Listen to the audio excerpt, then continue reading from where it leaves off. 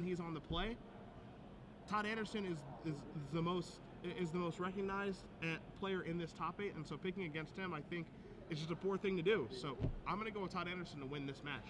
He's got the experience. The one thing I noticed, when you fight against planeswalkers, you really want to have flash creatures that you can bring in the end step and then attack those planeswalkers. Todd Anderson only has a single Snapcaster Mage and a single Vendilion Click.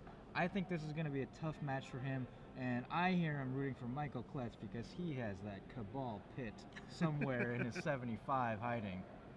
And he also has a Cephalid Coliseum, which is his first land, which is a little bit telling to lead out with a land that's actually going to deal you points of damage.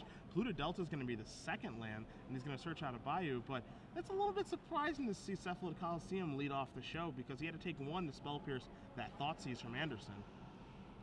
Yeah, that is very curious. If he had the Polluted Delta, why not lead with that? But maybe he needs that Bayou for both the black and the green, so he needed to lead with the blue land for Spell Pierce, countering that Thoughtseize from Todd Anderson. So Mike Kletz keeping his hand a mystery. Todd is going to go fetch a tropical island to go with his scrubland. And now Abrupt Decay going to take care of the Deathrite Shaman for Anderson and pass the turn back. A new addition to the Esper Deathblade deck. Again, Esper Deathblade, which was designed by Brian Bronduin. The reason that they played this is they basically took Esper Stoneblade and they added in Deathrite Shaman. That was the idea behind the deck. You see an intuition here resolving for Kletz. But now Todd decided to make some room for a couple copies of Abrupt Decay as well, so stretching the mana even more. What's going to happen here with this intuition? He's going to search for 3 cards, and then Todd is going to choose one of them for Mike to put in his hand. The other two are going to go to the graveyard. So is he going to get some life from the loam? Does he have that in the main deck? Yeah, he's got 2 life from loams in his main deck, and I feel this is going to be like a life from loam 2 land search, and that's what it is. You see Cabal Pit. There's the Cabal Pit. And Mishra's Factory. So he's going to get his drawing engine online and his loam engine online. And you saw him main phase this intuition so that it can't be pegged by a counterspell from Anderson. So now life from the loam online. And immediately Todd Anderson. I mentioned that it was a singleton in his main deck, and he has it here right on time. Yep. To put that life from the loam on the bottom of Mike's library. And the last 2 cards in Mike's hand are Jace and Spell Snare, and he draws a mystery card from Vendilion Click, draws a card for his turn. So let's see what he ends up finding here. Does he run into the other life from the loam? Can he get his Wasteland engine online against Anderson? Uh-oh, he's Wastelanding this field. Did he draw another life from the loam? Oh my goodness, he did. There is currently 1 on the bottom of his library, and he drew 1 off the top right there. Gets back Wasteland, Cabal Pit, and Polluted Delta, and uses the second Wasteland this turn on the Scrubland. Now Todd Anderson in a hole. He has the only creature on the board in Vendilion Click, but only 1 land to go with it, Tropical Island. All right, Todd's going to play a Ponder to start. So 1, 2, and 3, a couple Swords and an Underground Sea. You see a Jace and a Batterskull to go on the Fluttershy in Anderson's hand, and he's far away from casting those. I mean, it's arguable if he's ever going to get to those, so you're going to see him shuffle away with Ponder and find something new that can try to help him here. But you saw Kletz, Riki, search for Cabal Pit, like, right away. Yeah. And that one was a little bit curious, but it kind of makes sense now because, you know, he understands that it's going to take some time to whittle away all of Anderson's lands, and if there is a threat that does make it through, be it a Vendilion Click, Cabal Pit can kind of take care of that. Gonna need to get to Threshold first. 1, 2, 3, 4, 5, 6, and now he's gonna get Threshold off of that Dredge. And he already has the Cabal Pit in hand, so if he wants to take care of Vendilion Click now, he can. As you saw Kletz dredge the life from the loam, he's going to play the Cabal Pit for the turn, and he's going to fire that off. And there you go. It actually happened. A Cabal Pit activation, -2 to the Vendilion Click. You saw it here probably first and last possible time in Legacy. So now here's a Deathrite Shaman that's threatening to generate some more mana here for Anderson. So, you know, for Kletz, he just wants to keep Anderson off of his mana. He wants to Wasteland him into Oblivion because Todd has no way to get those lands back. Doesn't have Crucible of Worlds, does not have Life from the Loam in his 75. But that Cephalid Coliseum, that was... Mike Kletz's first land drop, and I think he's taken 4 points of damage off of that. Could be very relevant that that was his blue mana source.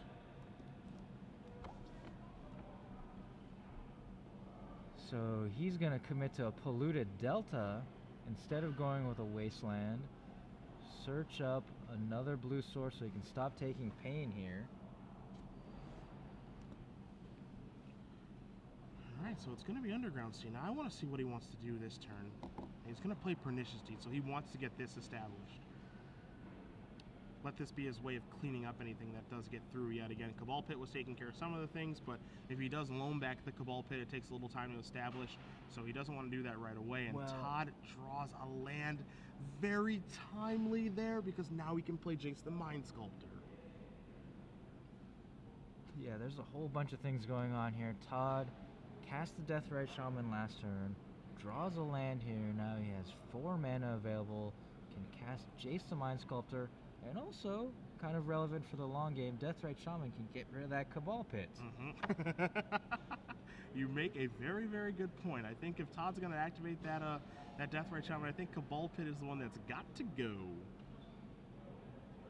So I don't think we expected to see Cabal Pit get activated here today. Didn't expect to see that. Didn't expect to see it. Very relevant that Deathrite Shaman is going to exile it. Oh no, he's going to take Wasteland first. Okay.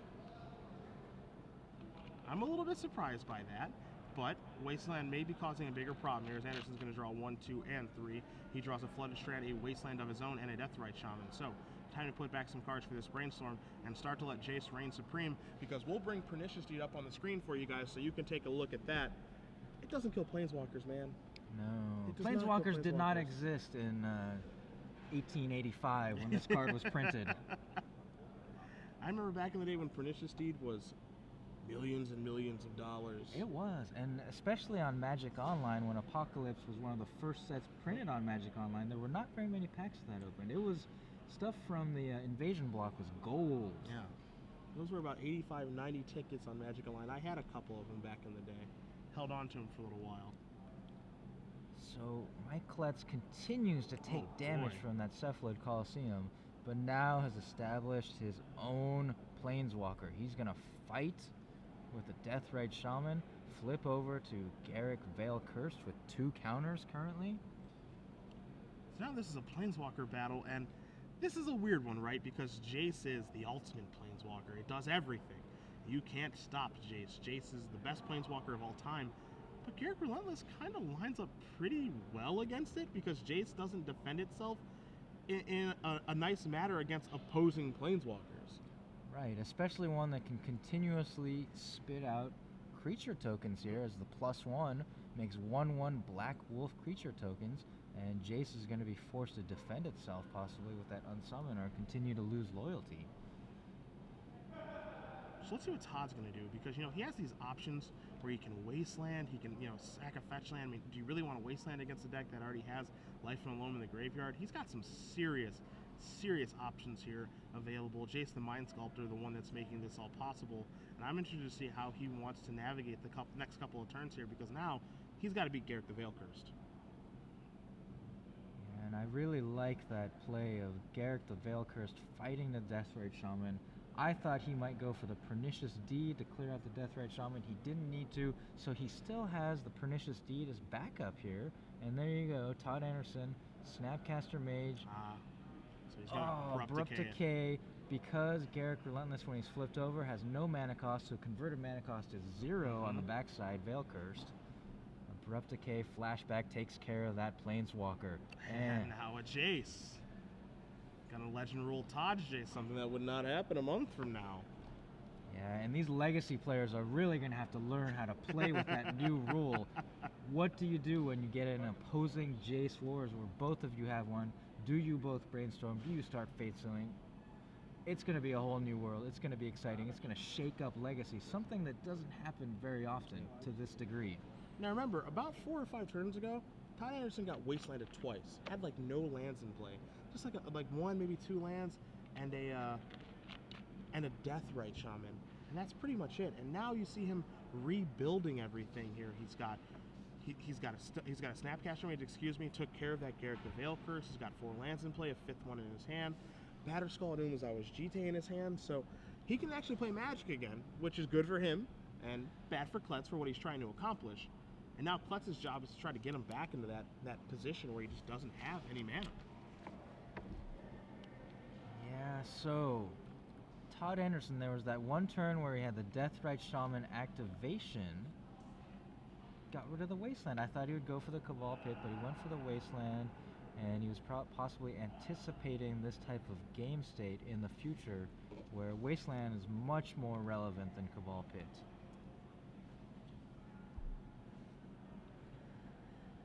Alright, Mr. Anderson, it is on you to try to defeat the mighty Pernicious Deed. And so what Todd is calculating right now, ideally in his head, he's trying to figure out, okay, so what am I supposed to play, and how am I supposed to sequence my turns that it forces him to use his Pernicious Deed, but his Pernicious Deed doesn't get maximum value. You know, that's the big thing he's trying to figure out. Well, clearly this is going to force the Pernicious Deed. Yeah.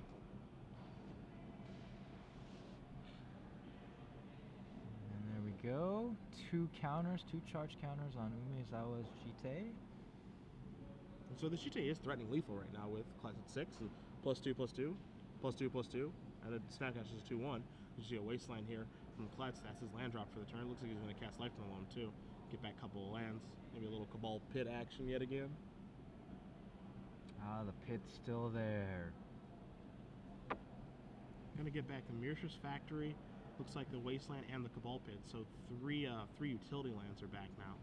That's another good one. Mishra's Factory. Flip that over with one of the dredges a couple of turns ago. But now, again, I keep coming back to this, but that Cephalid Colosseum, Mike is going to need to tap it for mana in order to activate Pernicious Deed for 2 here. Going to take another point of damage, go down to 5. I think that's 5 or 6 damage off of that Cephalid Colosseum. Anderson gains 4 life off Umezawa's Jite. But now the big thing that happened here, Riki, is that that Wasteland from last turn keeps Anderson away from 5 mana to hardcast a Batterskull. Batterskull. So, that may have been part of his plan, but the Wasteland off the top from Kletz really did ruin that, and now he has to figure out a new plan here. He's going to play a fetch land from the Brainstorm. He's going to cast a Deathrite Shaman. You see, he's going to leave the Polluted Delta in play to figure out when he wants to sacrifice that. Here's a Dredge from Lifeline Loam. 3 lands are going to go to the graveyard, one of which is a creeping Tar Pit. So there's the Cabal Pit immediately dispatches the Deathrite Shaman. And Mike Kletz follows up with a Life from the Loam. He's going to get back the Cabal Pit, Underground Sea, and what was that third? Polluted Delta. Polluted Delta. And so now Todd can establish Batterskull because he didn't get a Wasteland at that turn. So he used Deathrite Shaman as fodder that turn, because Kletz could have just Wastelanded him again and let him keep that Deathrite Shaman, but Deathrite Shaman is actually pretty scary at that point. That's the thing. Oh yeah, at 5 life, you don't want to let your opponent untap with Deathrite Shaman. But Batterskull. Whew. Does Mike Kletz have anything for Batterskull now? That's the question, right? Well, so he elects to dredge the Life from the Loam again. We see 2 Force of Wills and an Underground Sea go to the graveyard. We know he picked up a Mishra's Factory off of an earlier Life from the Loam casting. He's going to activate the Colosseum. So he's going to draw 3 and look for some help, and I think he may have found an Abrupt Decay. Okay, so the Abrupt Decay cannot destroy Batterskull, but it can destroy the Germ Token. It's going to set Todd back a couple of turns. Well, he'll need to reset the Batterskull. So here comes Wasteland. And bang. Meanwhile, And bang. Continues to attack Todd Anderson's lands, trying to keep him off that critical 5 mana where he can cast the Batterskull again. Todd starts with a Brainstorm, 2 Dark Confidants, and a Swords to Plowshares. So now he can open up a different avenue of attack with those Dark Confidants. But he does not have any black mana right now, and thankfully he has a Polluted Delta in his hand. But he can only play one of these Dark Confidants, and oddly enough, he can actually Wasteland Kletz if he wants to, but I think, again, he kind of wants to keep his mana so that bouncing Batterskull is actually realistic. Yeah, he wants to get back to the point where he can cast Batterskull for 5. But there's also this other thing now too, where, you know, if he cuts Kletz's resources, wastelands one of his land, plays a Dark Confidant, then it makes it difficult for Kletz to be able to do multiple things in a turn. Right. You know, Let's like say Cabal Pitting and Loaming and multiple things. Let's say you cast a Dark Confidant here, and he's getting a land now, so it seems like that's what he's going to do. You wasteland, like the Bayou. Mike Kletz then does not have enough resources available to cast Life from the Loam and activate Cabal Pit in the same turn. So it looks like that's the path that Todd Anderson is going to choose. He cast the Dark Confidant, and he picked up that wasteland and quickly put it aside. I'm super interested if he's going to use it, and he's not going to. What is he waiting on? All right, so Life from the Loam, Dredge, lets him put it in his hand. Doesn't seem like there was a pause here, so. All right, so the pit takes that down, and it's going to allow a Life from the Loam to be cast as well. So Todd Anderson not using his wasteland there. I mean, he can still make the same. Well, he can't make the same play because the second Dark Confidant was shuffled away when he cracked the Polluted Delta. So mystery card coming, pretty good one. Pretty good mystery card by Anderson.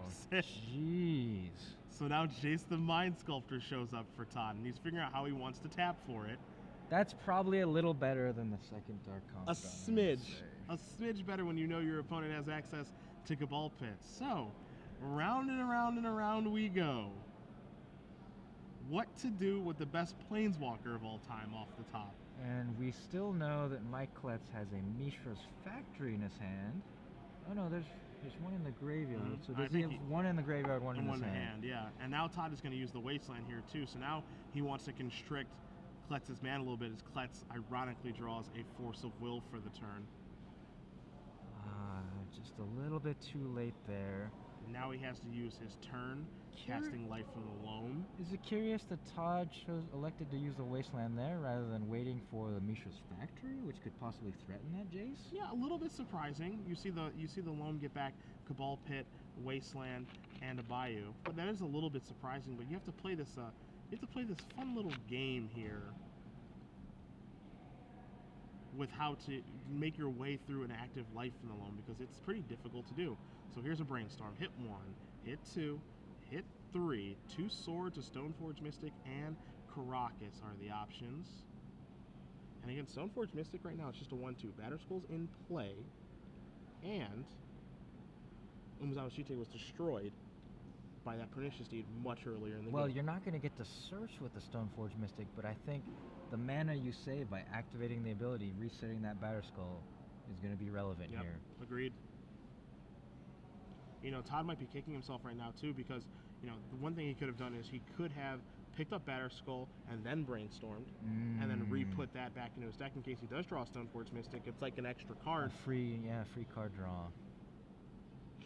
But here's Swords, take that down.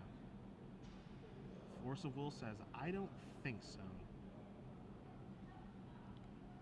Todd, Swords to Plowshares, baiting out that Force of Will so that the coast is clear for Stoneforge Mystic. But Stoneforge does not have a big impact on this game right now, again, because of the Cabal Pit that's in Kletz's hand. So the fact that this resolves and no search does not really matter at all. And the big thing here for Anderson, too, is that he did not get to shuffle away with the Brainstorm. So this, you know, even though there was a Brainstorm last turn, he got to look at a bunch of cards, set his library how he wants to, doesn't really seem like he accomplished much that turn. It is amazing how relevant this Cabal Pit has been. And he elects to use Abrupt Decay instead, so that he can make land drops, and one of them is that Mishra's Factory. So with 2 Deathrite Shamans and a Mishra's Factory, Deathrite Shaman did attack Jace the Mind Sculptor, taking it down to 1 loyalty. So this is the most times I've seen Jace activated, and yet Todd Anderson, behind those activations, seems to be on his back foot. Yep. So now he activates again. He keeps the Dark Confidant and Swords to Plowshares. So now he's going to pass the turn back with Cabal Pit, oddly enough, looming again. Yeah, Todd Anderson scratching his head. Can't do anything about Cabal Pit. The thing that this really shows the power of is Life in the Loam and how amazing this card can be. Sure. We're talking so much about Cabal Pit, but it's Life from the Loam, which has allowed Mike to play that card multiple times. You see him attacking 2 creatures in the Jace. Todd was hoping that he would only attack with 1. Swords of Plowshares is going to take care of the factory, but Jace has gone bye-bye now. And now Kletz is doing pretty well. Now he's making up some ground, and Anderson is going to concede the game knowing he can't get out of the lock now. So Mike Kletz is going to win game 1 with his Bugwalkers deck over Todd Anderson playing Esper Deathblade. A heck of a game played there, knowing exactly what he wanted to accomplish every step of the way. Again, remember what he did with that turn 3 intuition, searching for Life in the Loam, a Wasteland, and a Cabal Pit. He knew exactly what he wanted to accomplish. He knew the game was going to go long because he's the control deck, and that intuition ends up winning him the game many turns down the road. Many turns, probably like at least a dozen. Yeah. Oh yeah. Okay, so I think it's trivia time. I'm in agreement with you, my friend. The first question we have is going to be for 3 months of free premium at StarCityGames.com. And if you know the answer to the question, tweet it back to hashtag SCGPremium, which you see down in the middle of the screen there. Indeed. And speed is not a concern here. We want to make sure you get the correct answer. From among the correct answers, we will randomly choose a winner. Yep. So, question number 1. Cedric, You're asking where are me. you going to be in 2 weeks? I'm going to be in Miami, Florida in 2 weeks. You're going to be in Miami, Florida at the Grand Prix Yeah. to commentate, just like this. But unlike this event where it's 2 commentators, yourself and myself, there are going to be 3 total commentators for the GP. Because a Grand Prix is a long event. There's a lot of magic going on. We want to make sure to rotate people, keep them fresh, get different perspectives. So the question for you is, other than Cedric Phillips, That's me. who are the other 2 commentators for Grand Prix Miami in 2 weeks? If you know the answer, hashtag SCG Premium, let us know, and you could win 3 months of premium. We will announce the winner again after the entire quarterfinals is over. Again, it is about accuracy, not speed. And if you can name, those other 2 people I'll be working with in the booth for Grand Prix Miami, you have the opportunity to win 3 months of premium. So, good first question. I like it. There's a big 3. When you're in Miami, you got to have a big 3. Oh, Always. I see what you did there. Yeah. Now, hopefully, the big 3 tonight from Miami does not win.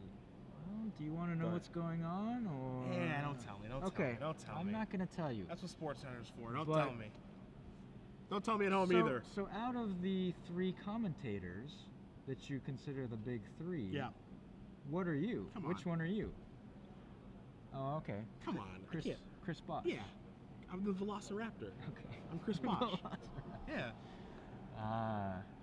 Let's talk about these sideboards, Cedric. Cedric, Chris Bosch, Velociraptor, Phillips. I'll photobomb you at any time.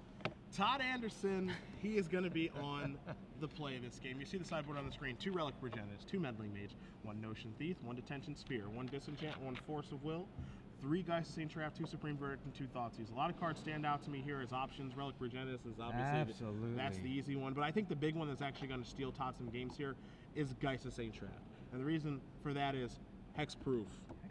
Get that Cabal Pit out of here. Now, I didn't think coming into this tournament this weekend that I was going to talk about how Geist Saint Trap is a trump to Cabal Pit, but here we are talking about exactly that.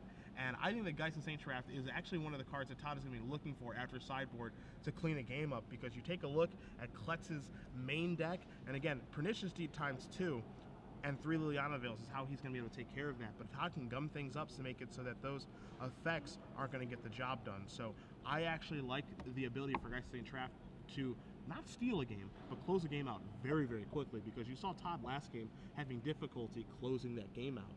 Yeah, and you know what I love here? Look at these 2 sideboards. They both have a Singleton Notion Thief. Rapidly, this card is becoming the mascot of Legacy players. Everyone wants to have one just in case. You bring it in, if you can pull it off at the right time in response to a Brainstorm, Jace the Mind Sculptor, Brainstorm activation, even an Ancestral Visions. We thought that was going to happen earlier in the day today. It did not, but everyone wants to craft their own Notion Thief story. Everyone wants to blow each other out with Notion Thief. That's just what everyone wants to do. All thanks to you, Lauren Nolan, 10K champion, ruining Justin Apple's childhood. Now everyone wants to do it. It's the trendy thing to do. It's like fandangoing. Everyone wants to do it now. It's ridiculous. I have no idea what you just said. Don't lie. Everyone knows what fandangoing is. Okay. You gotta breathe the A's, Riki. You gotta breathe the A's. I'm still in the dark. All I can think of is that company where you get movie tickets online, right? See, that's what most people would think, but it's actually it's a professional wrestler. He's a ballroom dancer, and his name is Go. You gotta breathe the A's, Riki. And this is what I get for missing out on wrestling. That's right. These days. I like a good WWE segue. I do too. I wish I could watch it more often. Okay. So Kletz is going to take a look at his opener here. Todd is happy with his, and he's going to be on the play this game.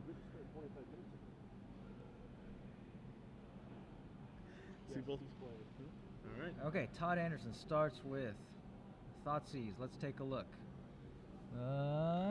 Polluted Delta, 2 Polluted Deltas, Bayou, Abrupt Decay. What is that card? That's Brainstorm. Yeah, it's a promotional Brainstorm, and I think that one's probably the one that's going to bite the dust. Yeah. That's from one of the dual decks, I think. Maybe the Izzet versus Golgari. So Todd Anderson writes down the contents of Mike's hand, and then he says Brainstorm. Not too surprising. Brainstorm going to bite the dust, especially when Kletz is on a mulligan, too. But Kletz draws a replacement Brainstorm, so had it, as they say, on the streets. The mean streets of Columbus, Ohio, right here. All right, Dark Confidants here. That's going to buy out one of those Abrupt Decays, unsurprisingly. Kletz has to sacrifice his Polluted Delta.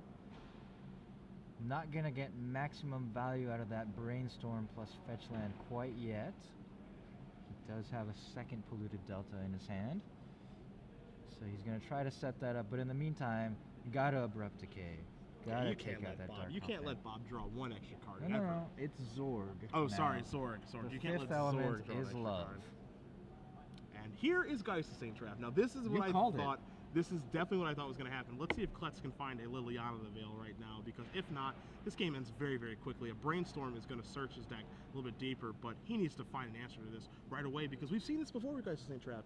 No muss, no fuss. Games end fast when this thing shows up. Yeah, and unlike the standard format, opposing decks do not clutter the ground up with random tutus in this format. The creatures are at a premium. Now Mike puts back 2 cards. And that's a creature, but it's not quite big enough. Deathrite Shaman can step in the way I'm of surprised a I'm surprised they didn't make it a 2-2. No, really, I am. Okay, now Todd Anderson follows up with Jace the Mind Sculptor. Is that card good? Yeah, it is. And the other thing that's good is that Todd has a Caracas on the board, so he could even defend that Geist of St. Trap at some point. He can actually save it if things do get a little bit hairy. Not at this moment, but you know, if he is able to untap next turn, I presume we'll see Anderson keep up that Caracas if he has the opportunity. You're going to see a Brainstorm here with Jason's. We do have a match result for you guys. Andrew Tenjum Okay. with Rug Delver defeats Ryan Hovis playing Deathblade.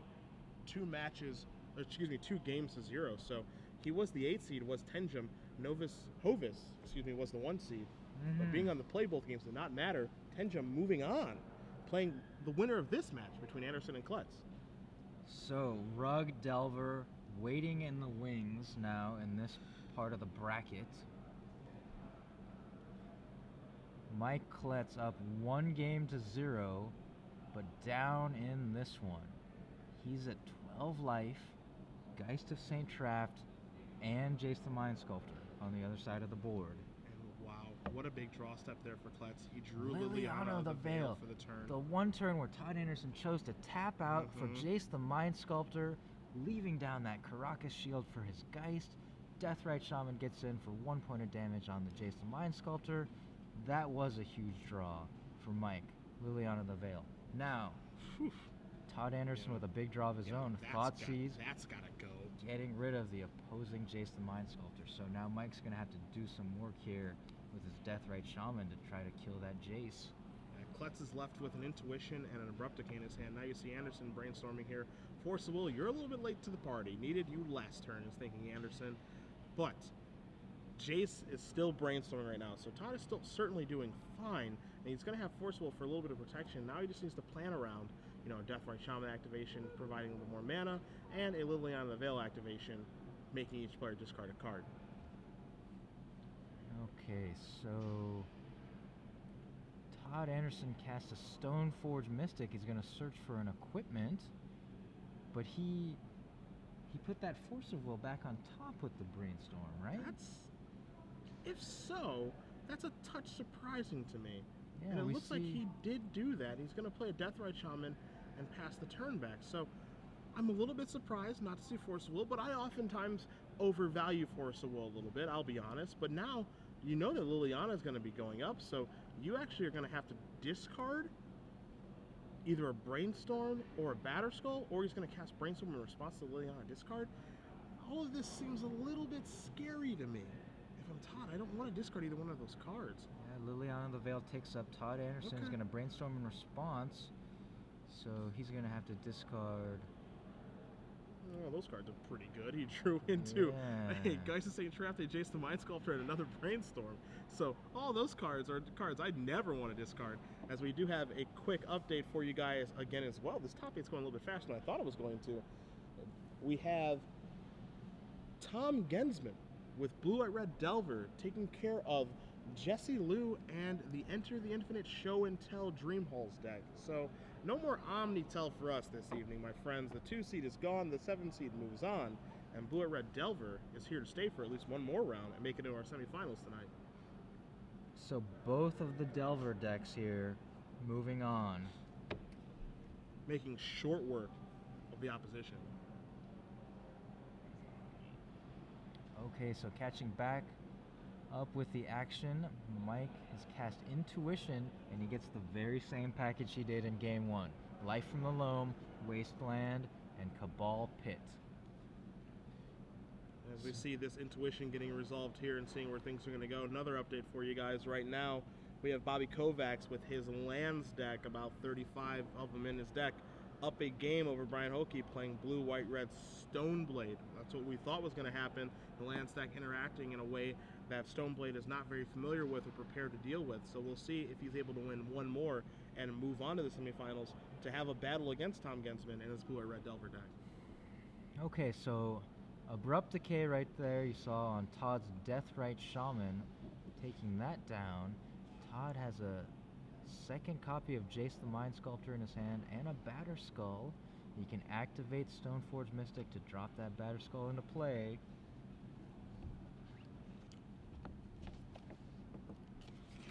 He's thinking over his options. What is he going to do here? Facing off against a Liliana of the Veil, slowly ticking up. Okay, Todd Anderson chooses to activate Jace to Brainstorm. He sees another Brainstorm, Force of Will, Geist of St. Traft. These are all excellent cards for Todd Anderson, having to decide which one of these is the best in this situation. Very difficult.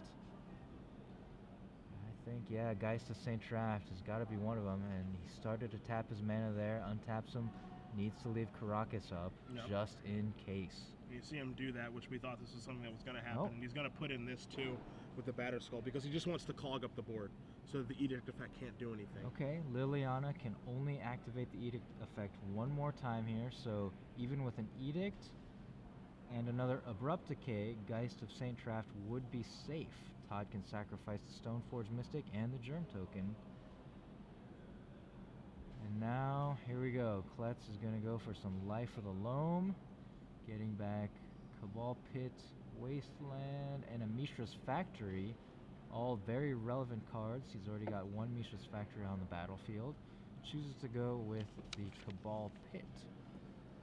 So he still can't get rid of all three creatures. So Todd correctly defending that Geist of St. Traft. Mike Activates Cabal Pit. Get rid of your Stoneforge Mystic. Activate Liliana. Todd sacrifices the Germ token. Here we are. Yep, Geist of Saint all Strap. things that we thought were going to happen. And activating. Ah, okay. Oh boy. This is a really good turn by Kletz. Yeah, he just activated the Deathrite Shaman to make mana so that he could activate Mishra's Factory to turn it into a 2/2 and attack Jace the Mind Sculptor. Todd had to choose whether to block with Geist of Saint Traft. He chose not to. We know he has another Jace the Mind Sculptor in his hand, but instead of playing it, he equips. So he equips and puts him out too, and he's forcing Kletz to draw another Liliana the Veil or Pernicious Deed to get out of this. Yeah, is what it looks like. I mean, that Geist of Saint Traft wearing a Batter Skull. Does he have Deed? Oh my gosh!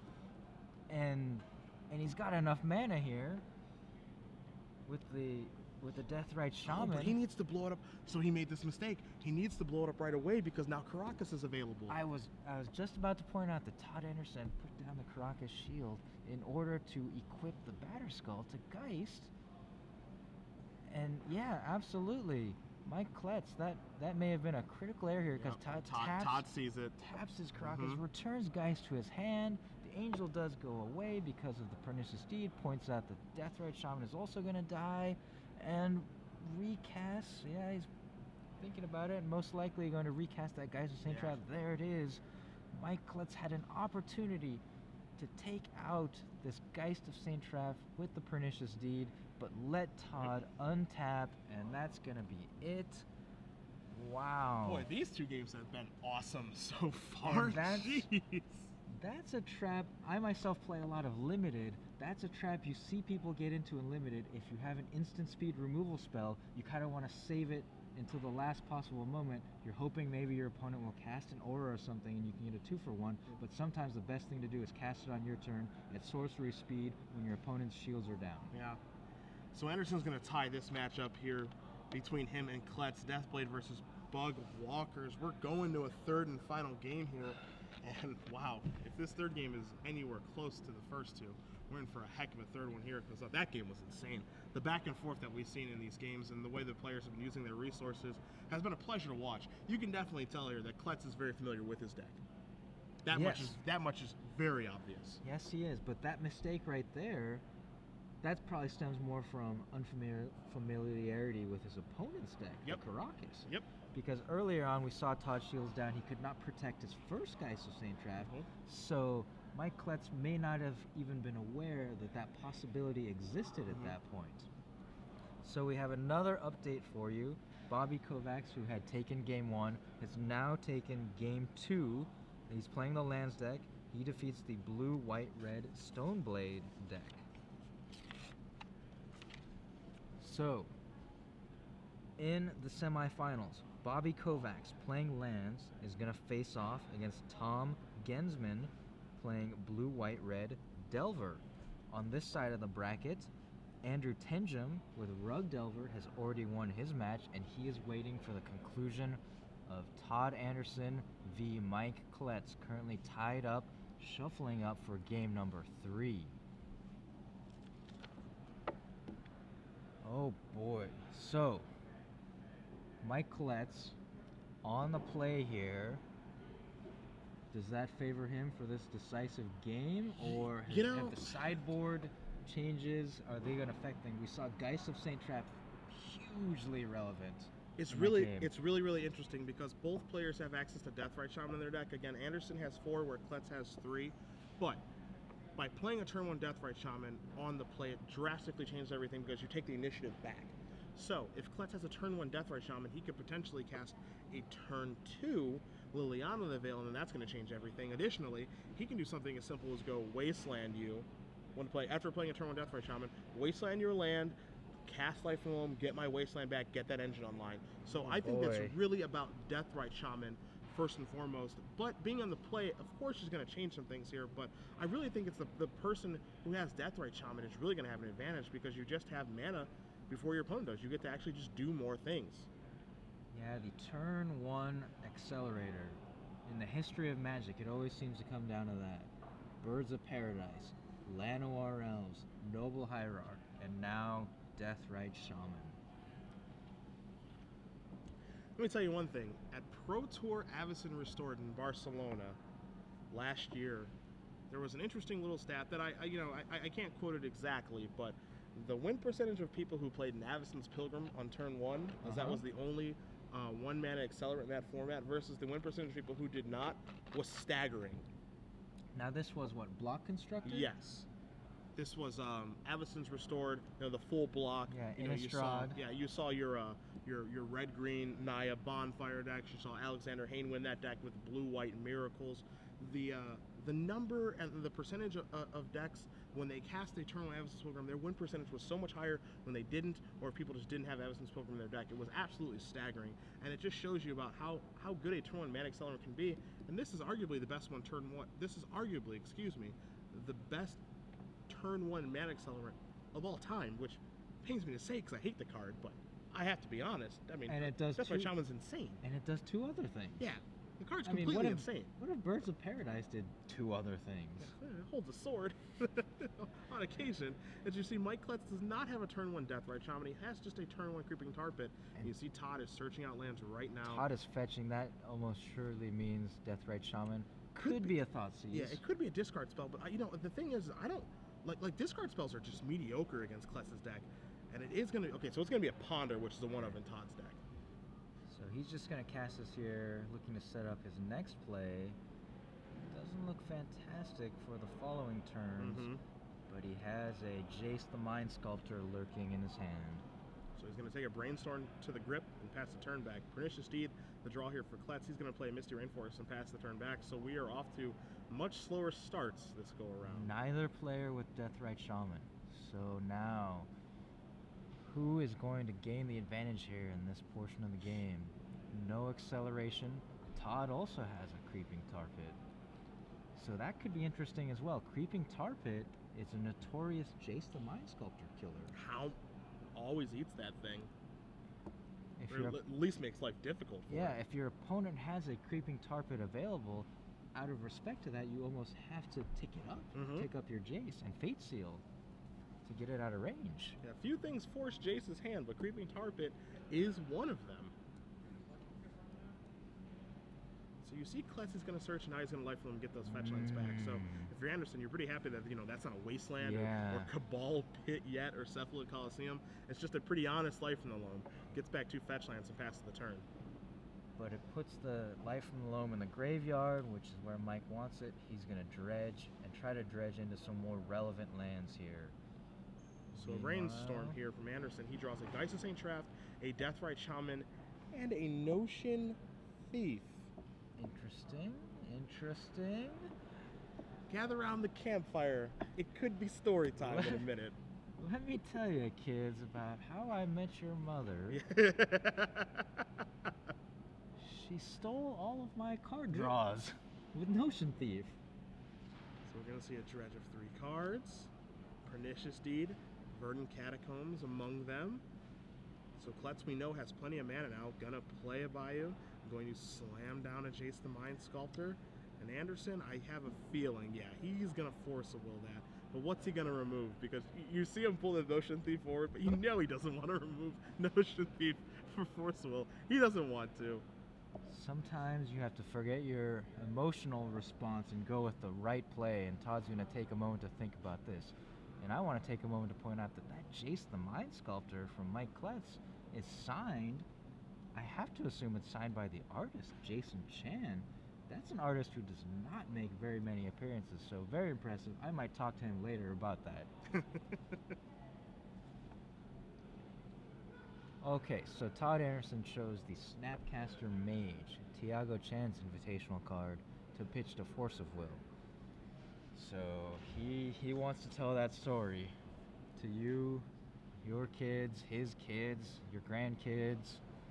Let me tell you about that time I Notion Thiefed. Alright, taking a draw. Draws Jace. Meanwhile, he's just going to get to cast his own Jace the Mind Sculptor here, right? I mean, he has Jace Superiority right now, but how does he want to use this? Because as you mentioned, that creeping tar pit on Kletz's side, which you guys can't see because the body was covering right now, it forces Anderson to actually tick up on his first go around. Well, does he have 2 Jaces? Yeah, he's got 2 Jace the Mind Sculptor, so why not brainstorm with the first one, force Mike to time walk, use the creeping tar pit to take out the Jace, and then maybe your brainstorm is going to set up some better draws for the future. All right. And you still you're basically going to be in the same position. You can cast a Jace. Mike is tapped out. All right, there's Jace. Let's see what happens. Puts it on He's 5. He's Okay. going up. So he's going to force Mike to try to use that creeping tar pit to bring Jace down just a notch. I like down this to play 2. a lot. Fate Sealing himself. Get some more information his way. You see a Crows and Grip, drawn there for Kletz. But now, the thing is that, it almost forces him to tar pit this down to 2, which is still essentially a time walk. So this is great for Anderson. And now he's going to activate here with the Deathrite Shaman just to get rid of a land, not even do anything with the mana, but make the Life in the Loam that Kletz has in his hand That much worse. Yep, yeah. just make it worse. Eventually, he's hoping he can catch that Life from the Loam in the graveyard at some point with the Deathrite Shaman. So now Jace is going back up again. Fate Seal, targeting myself again. Puts it on the bottom, so he's improving his future draws through Fate Sealing. Don't see that too often, Fate Sealing yourself. Now, Geist-Seeing Trapped, ready to come to the party. It's got some protection against Liliana the Veil in the form of Deathrite Shaman as far as sacrifice fodder is concerned. And he also has a Relic of Progenitus in his hand. And you see Todd considering playing Relic of Progenitus, but does he want to expose that yet? That Trump. Does he want to show that yet to Kletz? And he does not want to. And also the Pernicious, here we go, the Pernicious Deed. So Deed for 3. Deathrite Shaman activation looks like it's going to be for a little life loss action. But again, this is maybe a trade that Todd is okay with. Maybe Todd is just thinking, I just have to keep trading resources. That's just what I have to do. And now I can safely brainstorm with this at 4. Creeping Tar Pit can't kill it, so let's get a little bit deeper into my deck.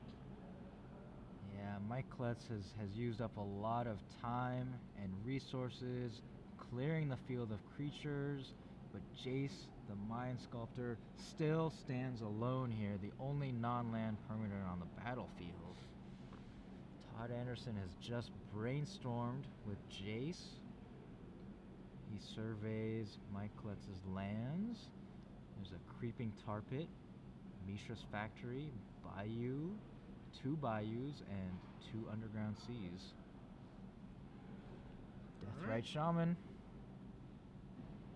It's not the time yet, but one thing he does have up right now, Riki, is he does have up Notion Thief at the ready. Oh boy. Well, how many... Mike Kletz, what does he have here that he could Notion Thief? He's got 4 Jaces, and then outside of that, there's never going to be a huge Notion Thief blowout, I don't think. You see, he's going to activate his Manlands here and try to get into this Jace the Mind Sculptor and get this thing dead. Maybe we'll see Creeping Tar Pit try to trade it with the Factory, perhaps? Todd really, really, really wants to get him with Notion Thief. You can really tell, where it doesn't seem like it's really that great against this deck, but he just really wants to get him with it, which is understandable because I would really want to get him with. I would really want to get someone on camera with it if I was in that position. But as you said, is it the best play? Right. I mean, you love NBA basketball. Sometimes you just gotta shoot the layup rather than going for the tomahawk slam. All right, here it comes. Here's Notion Thief. It's entering play.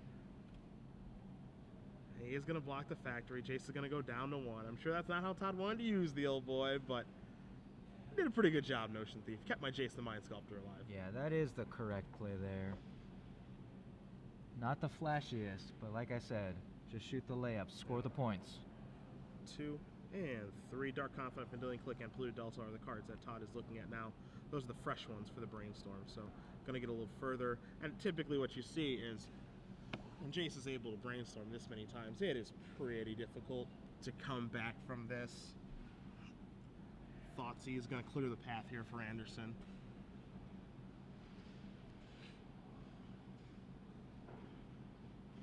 We see a Life from the Loam, Spell Snare, Croson Grip, Abrupt Decay, and Polluted Delta.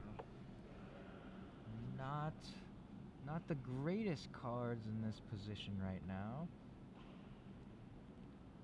So what's going to happen here is that Mike Kletz is going to finally be able to take out that Jace the Mind Sculptor with his Creeping Tar Pit on his turn. Todd Anderson has to take that into consideration when he decides what to take with this Thought Seize. Looks at his own hand. How is he going to set this up? A Grimace.